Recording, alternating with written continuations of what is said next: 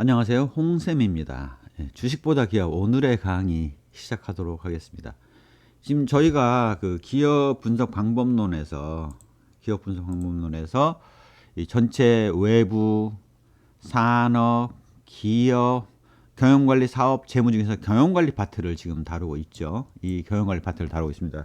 그래서 이전에 전략을 파악하는 방법, 그 다음에 관리를 파악하는 방법을 말씀을 드렸습니다.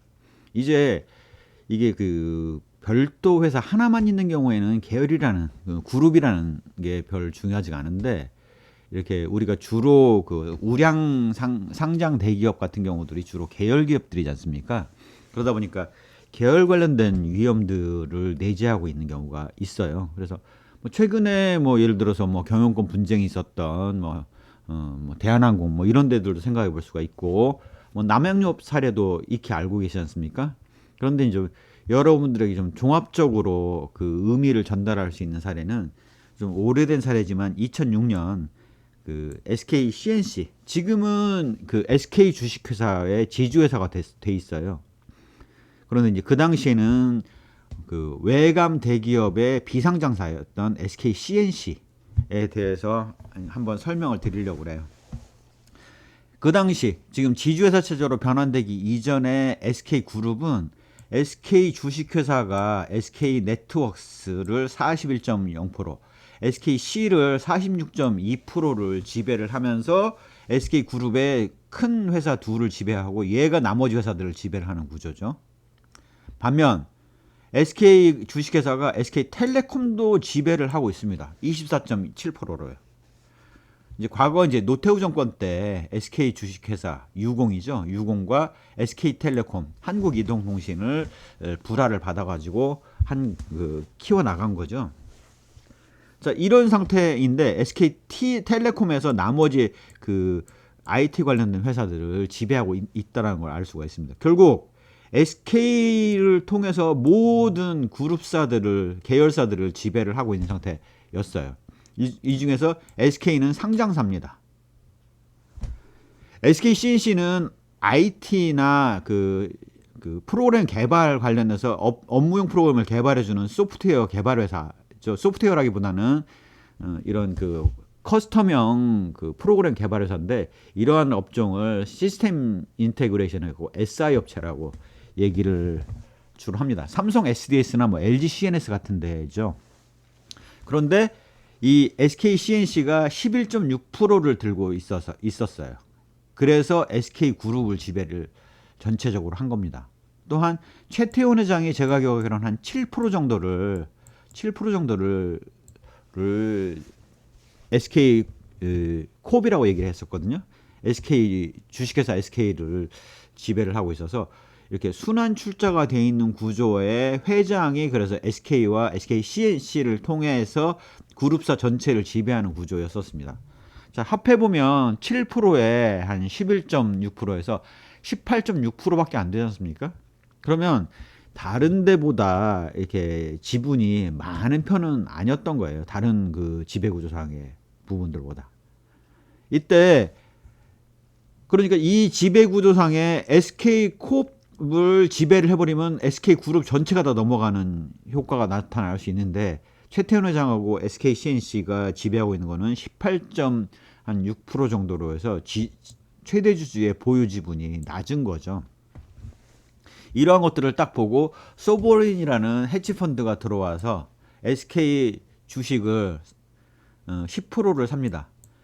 얘를 사면 될 텐데 얘는 비상장사라서 팔질 않잖아요. 최태원 회장의 특수관계인이 100%를 가지고 있는 비상장사예요. 그래서 과거에 이거 자료를 봤던 시점에는 어김없이 SKCNC는 한 20억씩 배당을 했었어요. 매년. 결국 한마디로 얘기하면 SKCNC는 기업 지배를, 그룹 지배 구조를 연결하는 회사이자 한 10억씩 배당을 해가지고 회장님 외 특수관계인들한테 매년 20억씩 제공하는 월급 주는 회사였던 거죠. 회장님 월급 주는 회사였었습니다. 이런 상태였는데 10%를 딱 지분을 사서 공시를 합니다. 전체 지분의 5%를 넘어가게 되면 그 보유 목적 같은 것들을 공시하도록 되어 있거든요. 대부분의 경우는 10% 이내에서 보유를 하게 되면 10% 미만으로 보유를 하게 되면 단순 투자 목적으로 보유하는 경우가 많아요. 근데 10%를 딱 보유를 하면서 딱 미묘하죠. 9%도 아니고 딱 10%. 10%니까 아 이거는 의미가 있는 주주권인데 라는 상태인데 거기다 대고 경영에 참여하겠다라는 것들을 집어넣어서 공시를 합니다. 그래서 이제 SK그룹이 난리가 났죠. 야 이거 잘못하면 SK 그룹이 다 날아가게 생겼다 라고 난리가 났습니다.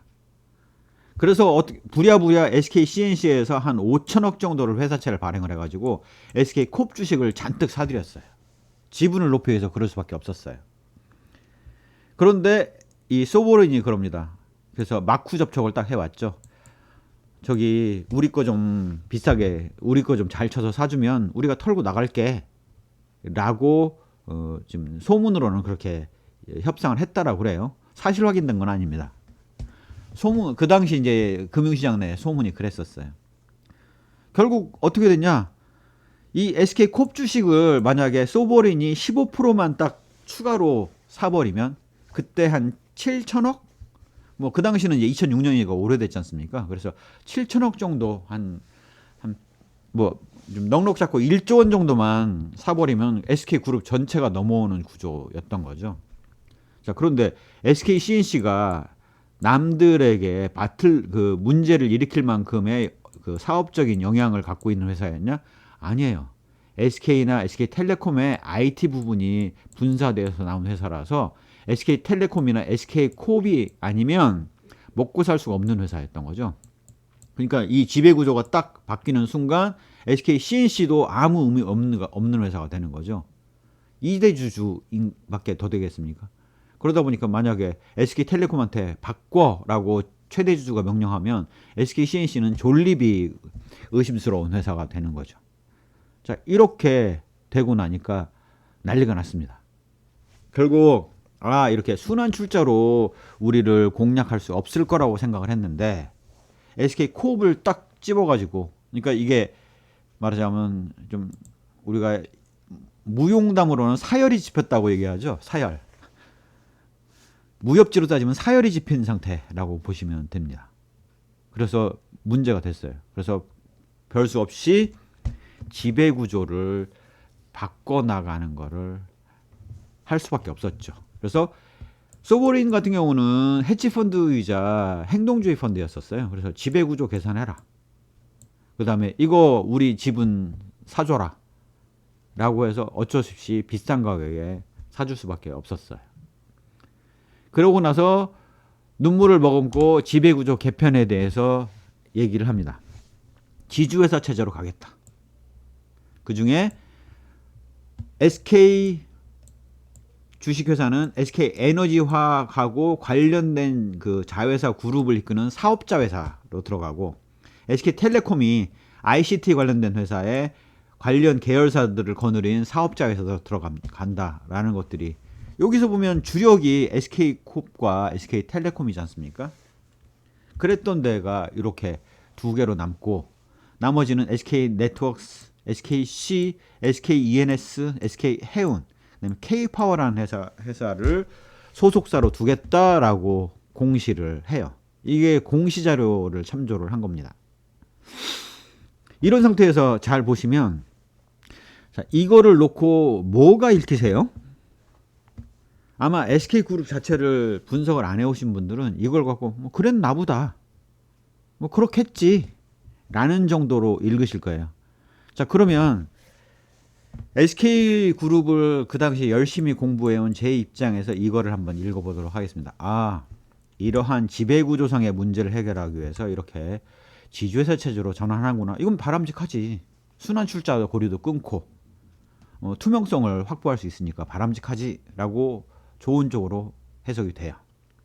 자, 그럼 에너지화학하고 텔레콤이 주력 회사인데 나머지를 몰지 않고 이 네 개나 두고 있네. 가만히 있어봐. 네트워크스는 과거 선경이 이제 상사하고 그 교복용 기지 납품하고 교복 만드는 회사였었죠. 그거의 원료가 바로 SK 네트워크스였었는데 그런 회사를 이쪽을 별도로 뺐다. 뭐 요까지는 인정. 본류니까 뭐 살려두겠다는데 SKC는 관계가 좀 약간 떨어져요. 물론 이제 엄밀하게는 SK에너지화학의 정유업을 할 때는 여기에 석유화학업이 같이 들어가 있거든요. 그 중에서 이제 일종의 일부분의 화학 업종을 SKC에서 거기서 자료를 받아서 재료를 받아서 다루고 있기 때문에 SKC가 떨어지는 부분은 얘는 너무 작은데 왜 별도로 떨어져 나왔을까라는 생각이 됩니다. 자, 그다음에 에너지 관련돼서 다각화를 하기 위해서 원유를 정제를 하는 쪽은 SK에너지화학인데 이뿐만 아니라 LNG나 LNG나 LPG 같은 것들을 사업을 할 수 있는 데가 바로 SKENS의 가스 산업 관련된 부분이라고 보실 수가 있어요. 그래서 원유는 이쪽으로 가고 가스 쪽으로 이쪽으로 갔구나. 그래도 상대적으로 이 에너지화학이나 텔레콤에 비해서 덩치가 좀 작은데라는 느낌을 받습니다. SK 해운은 생각해 보시면 원유 정제를 하려면 유조선에다가 그 기름 싣고 와야 되잖아요. 그다음에 LNG 팔려면 그 액화 LNG 가스를 LNG로 그 액화를 시켜서 수송해 와야 되는 해운이 필요하잖아요. 그런 부분은 아무나 할 수 있는 그런 설비가 아니지 않습니까? 그래서 유조선이랑 액화 LNG 운반선을 가지고 SK 해운이 들고 있구나. 그래서 이거 공유하겠다는 얘기구나라는 것들을 알 수가 있습니다. 요까지는 뭐 나름대로 뭐 규모는 뭐 SK 네트워크스, SKC, SKENS, SK 해운이 작지만 뭐 나름대로 좀 그 의미 있는 단위로 묶었구나라는 것들을 이해할 수 있는데 K파워라는 이상한 회사가 이름도 들어보지 못하고 SK라는 이름도 안 달려 있는 K파워라는 회사가 있어요. 그래서 얘가 뭐지 하고 자세히 봤더니 얘네는 이 LNG나 LNG를 가지고 그 복합 화력으로 그 발전을 하는 회사예요. 한때 그 우리나라의 그 2000년대 1990년대 후반에 전력 대란이 나갖고 난리가 났던 때가 있었습니다. 그러니까 한전에서 난리가 났는데 이거 방법이 없는 거예요. 그래서 어떻게 했냐면 LNG 복합화력 같은 발전사를 잘 세우면 니네가 네 돈 내서 세우면 우리가 거기에 대해서는 장기 계약을 통해서 보상을 해줄게. 그래가지고 얘는 설비 유지만 하고 있으면 고정급으로 돈이 떨어지는 회사예요. 그러니까 운영에 필요한 그 LNG가 들어가지 않습니까? 그럼 LNG의 그 가격도 원가를 쳐서 다 주기 때문에 얘는 거의 설비만 갖고 있으면 고정급으로 돈을 받는 회사예요. 당연히 금리보다는 몇 배가 되죠. 그래서 그런 회사를 갖고 있었어요. 근데 그런 회사예요. 이렇게 거의 그냥 돈 나오는 회사인데 얘를 위에다 따로 둔다고 왜 그랬지? 라는 부분에 의문을 갖게 되죠. 이렇게 보면 이제 우리가 이런 것들을 파악할 수가 있는 거죠. 이 K파워라는 것들은 현찰에 해당되는 회사니까 따복따복 매년 얼마씩 나오는 회사니까 유사시에는 이 들고 있는 회사들이 자금이 좀 여유가 있는 회사에다가 이걸 팔아가지고 자금을 마련하겠다는 거구나라고 알 수 있습니다. 즉 SK홀딩스 입장에서 돈이 필요해요. 이런 지주회사 체제로 바뀌는데 돈이 많이 들어갑니다. 그때 필요한 돈을 마련을 해야 될 거 아닙니까? 그런데 합법적으로 이 자회사들로부터 지원을 받아야 되는데 지원을 그냥 대여금으로 할 수 있는 방법이 없어요. 어떻게 하느냐? 이 지분을 네가 사 해서 SK에너지화 바로 정유업에다가 맡겨요. 예를 들자면 맡기고 돈을 받아와서 써요. 근데 SK에너지화학이 돈을 냈기 때문에 부족할 거 아닙니까? 그러면 다시 SK텔레콤에다 팔아요. 니네가 사. 그러면 이제 부족한 돈을 에너지화학에다가 주면서 SK텔레콤이 남는 자금을 사용하는 거죠. SK텔레콤이 또 돈이 부족한다 그러면 SK네트워크스에다 팔고 K파워를 팔고 돈을 받아 쓰는 거죠. 즉 한마디로 얘기하면 이 K파워는 캐시 비이클이었던 겁니다. 이렇게 이해를 하시면 얘는 양념상 꼭 필요했구나 라는 것들을 알 수가 있습니다. 더불어서 기존의 그 계열사 그 그룹사들이 승계 과정을 보니까 메인에 해당되는 것들은 남한테 안 넘기고 그 오너가 될 사람이 챙겨가고 나머지는 그 친척이나 아니면 저기 형제 자매들에게 나눠줘서 계열 분리해 나가는 거를 우리가 삼성을 통해서 봤지 않습니까? 이건희 회장 때도 신세계 분리해 나갔죠. CJ 그룹 분리해 나갔죠. 이런 것들을 우리가 봤습니다. 뭐 한솔 그룹 분리해 나갔었죠.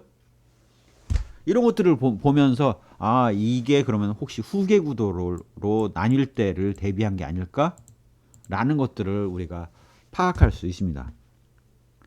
예상할 수 있습니다. 그거 파악은 어떻게 하느냐? SK네트워크스의 최대 주주가 누구인지, 그 다음에 대표이사로서 어느 계열 사람이 활동하고 있는지, SKC의 최대 주주가 누구인지 이런 것들을 파악해 보면 돼요. 그러니까 SK홀딩즈를 제외한 최대 주주 개인 주주가 누구냐? 여기 그 SK코업의 최태원 회장이 7%를 들고 있었잖아요. 그런 것처럼 그런 것들을 파악하면 아 이거는 나중에 분리해 나가겠구나 라는 것들을 알 수가 있습니다. 실제 그 LG그룹 사례를 보면 LG그룹에서 그 LS그룹 분리해 나갔죠. 그다음에 GS그룹 분리해 나갔죠. LX그룹 분리해 나갔죠. 그래서 SK홀딩즈는 해당 지분을 팔고 다른 사람들은 자기가 갖고 있던 그 다른 지분들을 팔아가지고 계열 분리를 해나가는 형태, 계열 관계를 정리하는 형태로 나갈 수 있겠다라는 사실들을 유추해 볼 수 있습니다. 그건 나중에 이제 사실 확인을 해야 돼요. 지금의 우리가 보는 것들은 다 분석을 위한 유추예요. 그다음에 그 세부 내역은 사실 확인을 다 해야 돼요. 그래서 그렇게 그림을 그릴 수가 있다는 거죠. 자, 근데 이 도표를 보면서 이런 생각이 들죠. 17%에 대해서 주석이 달렸네. 무슨 주석이냐?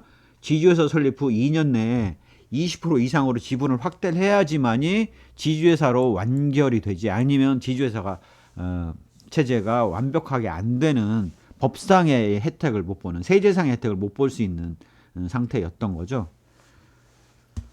그래, 그럼 이 SK코업 3% 지분이면 이게 장난인 액수가 아닌데, 예를 들어서 뭐 한 10%만 돼도 한 그 당시 거의 1조 원을 했었으니까 3% 지분 획득한다라는 게 이게 장난이 아닌데, 도대체 그러면 그 돈을 어디서 마련하지? 라고 보니까 SKCNC가 없어요. 여기 지주회사로 있던 비상장사가 없지 않습니까? 그래서 그런 생각을 한 거죠. 아, 이 얘기는 한 3천억 이상의 자금을 어디서 가져오겠다는 걸로 보이냐면 SKCNC를 상장해가지고 상장 차익을 통해서 SK코업 주식을 사서 지분 20%를 맞추겠다라는 얘기구나라는 사실들을 우리가 예상해 볼 수가 있는 거죠. 실제 이제 그런 추세로 전개가 된 것으로 제가 예전에 확인을 했었어요. 그 위에는 이제 손을 놔서 뭐 더 이상 깊이 들어가진 않았는데요. 그래서 그런 정도를 읽을 수가 있습니다. 그때 제가 교육을 하면서 SKCNC 상장을 한다는 얘기를 듣고 예상을 한 것이 그겁니다. 아, 상장할 때 상장 그 배수 결정하는 게 에비타 가지고 결정을 많이 하지. 그러면 당분간은 배수를 많이 줘서 돈을 그 확 불리기 위해서는 SK에너지화학이나 SK텔레콤에서 SKCNC에다가 프로젝트 발주를 많이 하면서 수익을 챙겨주겠네. 실제로 그랬어요. 발주를 많이 했습니다. 그거에 대해서는 다른 그 빌미로 삼기가 어려워요. 왜냐하면 SK에너지화학의 영업기밀을 SKCNC가 전산을 통해서 다 들고 있고, SKT의 영업기밀을 SKCNC가 전산을 통해서 들고 있지 않습니까? 그러면 이런 회사에 대해서 삼성 SDS나 LG CNS 같은 경쟁 계열 그룹의 회사에다가 자료를 맡길 수가 없는 거죠. 그래서 그거에 대해서는 용인이 되는 거예요. 반박하기가 어려워요. 그러다 보니까 SKCNC의 그 영업이익이 급증을 합니다.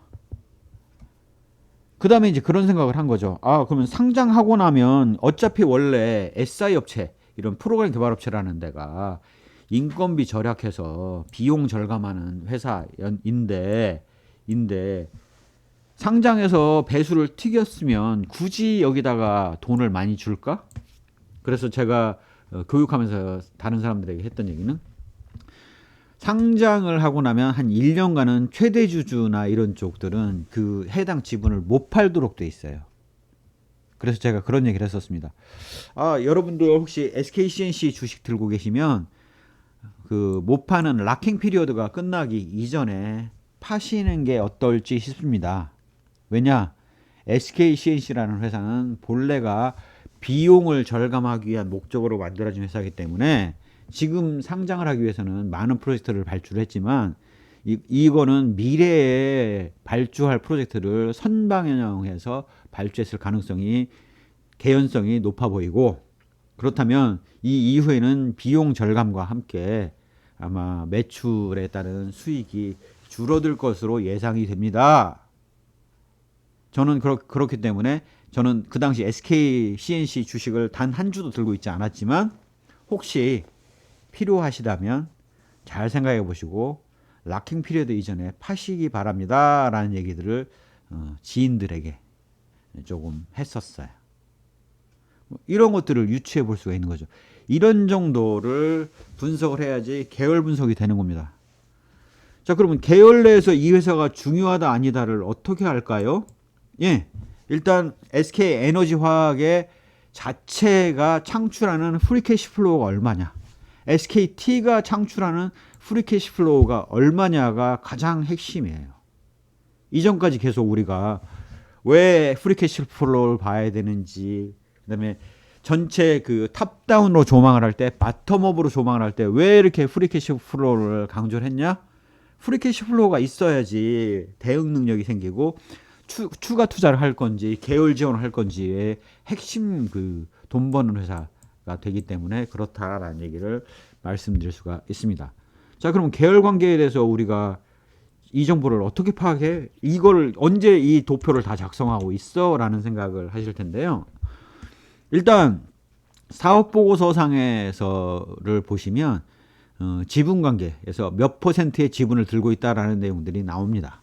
그래서 이제 그런 부분들을, 그다음에 이제 이 회사의 주주가 누가 몇 퍼센트를 들고 있다는 사항들이 사업보고서에 나와요. 거기에 다 정리가 돼 있으니까 그걸 보시면 돼요. 두 번째는, 그래, 지분 관계는 그렇다고 하고 지분이 말하자면 10%가 넘어가면 영향 행사가 할 수 있는 거 아닙니까? 그래서 지분 관계를 보는 거는 사업보고에서 보는 거고, 그럼 영업 관계는 어떻게 보는 거야? 프리캐시 플로우는 어떻게 보는 거야? 각자 연결 감사 보고서가 있으니까 프리캐시 플로우를 도출해 볼 수 있죠. 더불어서 SK CNC 같은 경우는 SK 에너지 화학하고 SK 텔레콤에서 주로 SI 프로젝트를 해서 하고 있기 때문에 주로 본업이 얘네들하고 연관이 돼 있어서 만약에 지분이 한 푼도 없다고 하더라도 SK 에너지 화학이나 SK 텔레콤에 매달려 있는 회사 아니겠습니까? 얘네가 생사 여탈권을 쥐고 있는 회사잖아요. 그래서 그러면 그 매출 관계는 어떻게 파악하지? 연결감사 보고서에 관계, 특수 관계인 매출 채권 채무, 매입 매출 내역에 대한 정보들이 요약이 되어 있습니다. 그래서 그걸 보시면 얘네들한테 중요한 회사들, 관련된 회사, 필요한 회사들이 어디가 있구나라는 사실도 우리가 읽어볼 수가 있는 겁니다. 그래서 그런 것들을 읽어볼 수 있다. 여기서 그 연결감사 보고서를 통해서 파악하는 법 하나만 해봐 드릴까요? 자, 이제껏 삼성전자를 봤으니까 그 삼성전자를 한번 검색을 해봐 드릴게요.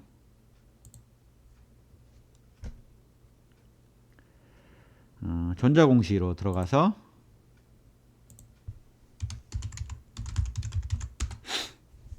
삼성전자 여기 있으면 여기에 사업보고서 안에 우리가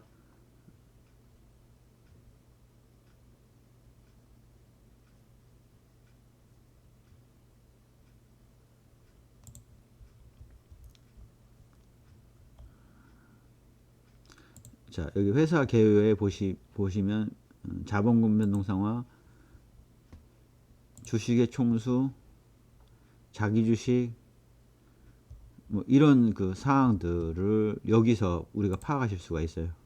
어떤 거를 사업을 영위하고 있고, 상장사를 몇 개를 데리고 있고, 연결 대상이 어떻게 되고, 이런 그 사항들을 다 우리가 파악해서 보실 수가 있고요. 그 다음에 여기 연결감사 보고서에 주석사항에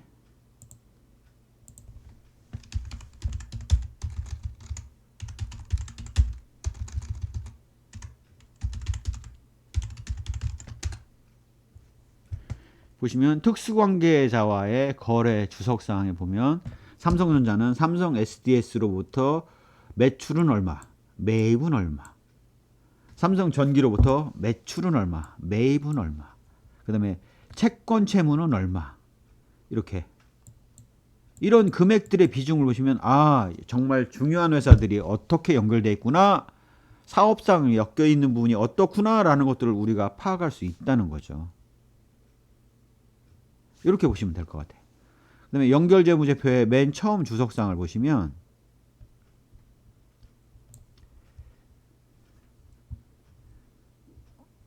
종속기업의 현황, 어디를 종속으로 들고 있다, 이런 것들을 여기 목록 다 나오잖아요. 회사들 주로 이제 해외 판매법인이나 이런 그 현지법인들 갖고 있는 것들이 많은데요. 그런 것들과 함께 지분율, 그 다음에 그 재무정보까지 이렇게 다 나와 있기 때문에 잘 살펴보시면 그런 이러한 것들을 정보를 뽑아내는데 그렇게 어렵지는 않다. 불가능한 건 아니다. 시간이 오래 걸릴 뿐이다. 뭐 이런 것들을 우리가 설명드릴 수 있을 것 같아요. 그래서 좀 그 아시는 분들의 경우는 해당 회사 하나만 보는 게 아니라 전체 그 계열 내의 사업 포트폴리오 전체의 윤곽을 파악하고 있고, SK에너지화학은 뭐 하는 회사고 여기하고 직접적으로 관련이 된 데는 예를 들어서 이런 그 SKENS나 SK해운이 관계가 돼 있다. 그다음에 K파워처럼 LNG 복합화력의 경우도 어디에 붙어 있냐면 옛날 경인에너지부터 발전사로 들고 있었던 데라서 바로 이 SK에너지화학의 사업에 밀접하게 관련돼 있다라는 사실까지도 다 파악하고 있습니다. 이 밑에까지는 모른다고 하더라도 이 정도의 굵직굵직한 회사들은 다 알고 있는 거죠. 삼성전자 그룹도 그렇게 파악해 보면 전혀 새로운 사실들이 보입니다.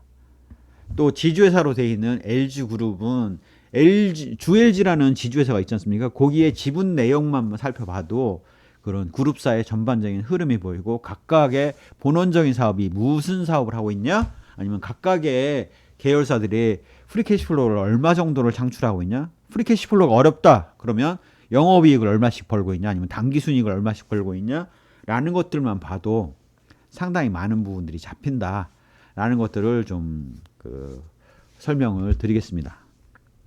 예, 계열이라는 게 별것도 아니고 숫자도 의미가 별로 없는 것 같은데 아는 만큼 보인다고 하지 않습니까?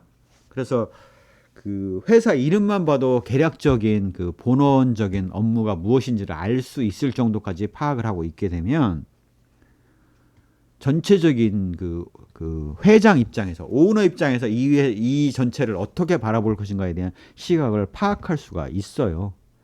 저건 그룹을 유지하는 이유가 뭡니까? 돈을 잘 벌기 위해서인데 어디가 돈 잘 버냐 이거죠. 그다음에 그거에 도움되기 위해서는 어떤 데들을 통해서 추가로 돈을 획득할 수 있느냐라는 관점으로 볼 수가 있기 때문에 그렇게 접근해서 보면 전혀 다른 내용들이 보인다라는 것들을 좀 강조해서 설명을 드리겠습니다. 예, 제 강의가 도움이 되셨다면 구독, 좋아요, 알림 설정 부탁드리겠습니다. 감사합니다.